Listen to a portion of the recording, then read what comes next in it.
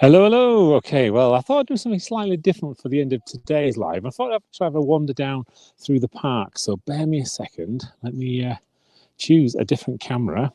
It says, can you press the right buttons? That's the question.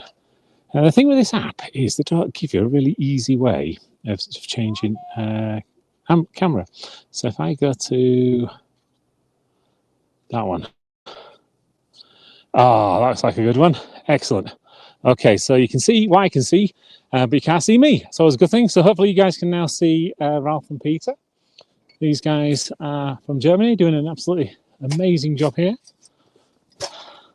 You can probably see just on the top there, just like they have a maquette that they're working to. Pete had to go and get a pair of ladders because they took the stairs out. So that would have made it slightly more difficult coming down. But an absolutely amazing looking sculpture already, and still 3.5 days, 2.5 days, however many days left to go. 2.5 days. And yeah, as we're kind of walking down into the arena, this is where people would ski down, obviously, and just kind of walking down this way, kind of get an idea of the different sculptures and things. So on our left, this is one being done by Thomas, which is a cable car with cows in it. And then the sculptors to the right of there, which is Daniel and David, who's just by the side of us.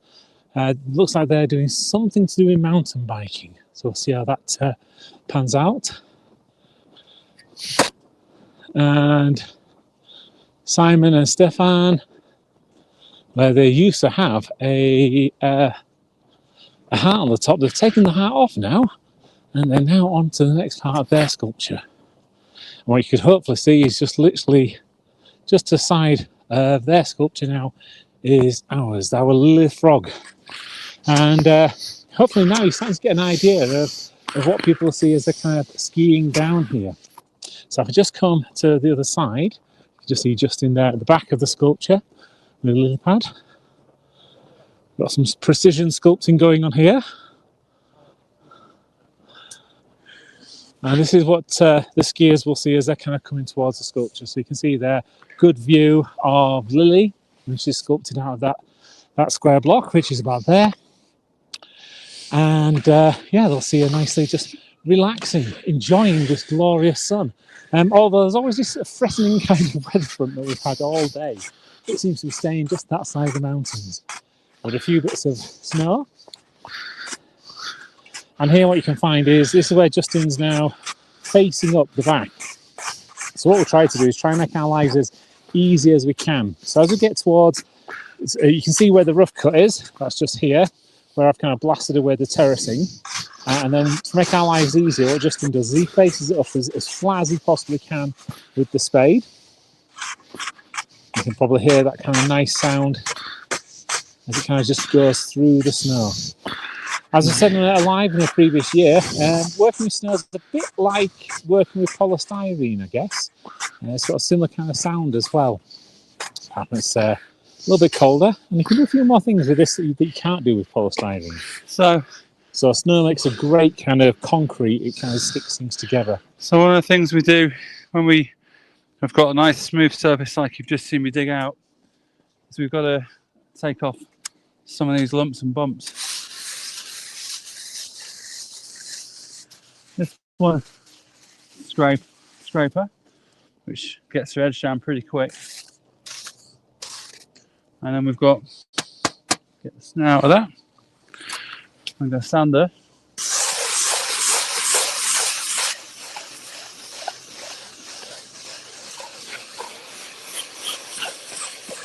And that gets the finished edge. But where we've got big holes like this, we've got to take the scrapings that we've just made and patch them back in. So while the sun's out and it's a nice temperature to patch back in, we'll do the patching and fill the holes. And that's going to be my job in a minute as well. What I will do is, if you can see over here, where we've got our camera, etc. This is still lovely powder snow, so I'll go collect a great big bag of that and use that for patching the holes in the sculpture. This snow block I've described it being a bit like Swiss cheese, although Justin keeps telling me we're in Austria, so I can't call it Swiss cheese. It is literally full of holes, and you can probably see a few of those if I can kind of just get the right camera angle in that kind of snow, which means that we just need to get those filled as well. It makes it slightly more difficult when it comes down to scraping and getting a nice kind of straight edge. But you know, that's what we're here for. We're here to take the challenges on and make it work. Do you want to get a shot of the side of the Lilly? Yeah, I did that coming down. So one of the things that we've noticed is the wind gets pretty strong up here, and part of our Lilly is a flat section and a wall. So the concern is this wall's about a foot thick at the top, and we've just brought it in a little bit further. The concern is that the wall's going to blow over because it's really easy for it to do that. So we've built a curve into it, and we're hoping that the curve in the structure will be enough to stop it from blowing backwards or blowing forwards. Yeah, so and we'll just have to see. Yeah, we use a few kind of optical illusions here, aren't we? So we've got the curve in it, and then just like, for example, with some Gothic cathedrals and things, we've got some buttressing going on. So even though it's quite thin at the top here, it comes out quite to about 1 metre to probably even slightly thicker at the middle. And what you will find is going to happen in the inside edge is we're going to just curl it under. So again, trying to keep that idea of an optical illusion so that it looks thinner than it actually is. Disney is absolutely well known for using these kind of tricks all the time in the Disney parks and things to make areas look bigger than they are. And this has been used and employed a lot in art as well when it comes down to creating things. In fact, I've just seen about here, there's a great big lumpy bit I'm going to have to take out a bit later. I don't know if you guys can see it from this angle. So speaking of a bit later, I probably need to just get back on. We just thought we'd come on for our final live a little bit earlier because that way you guys can see a little bit more about what we're doing here as opposed to just the finalised article. But as I said, there's a few other things that have kind of changed. We've brought this edge in, it was out here earlier, so we've got the piece bashers to take a lot of that out. We've kind of got the line now where we understand where the Lilly's going to come, so that's going to match the line that goes over the top, so the Lilly shape should be the same. We had a bit of an oops moment from the piece basher, so we need to kind of work out how we're going to face that off so we can take it out. Then the Lilly's going to come round, arc in, and then arc back up as it comes around the top. So again, we've got that nice kind of shape that comes through there. Just about get this light right. You can just about see the sun as it pops over the side. Absolutely gorgeous. So that's kind of where we are. This is what we're kind of up to.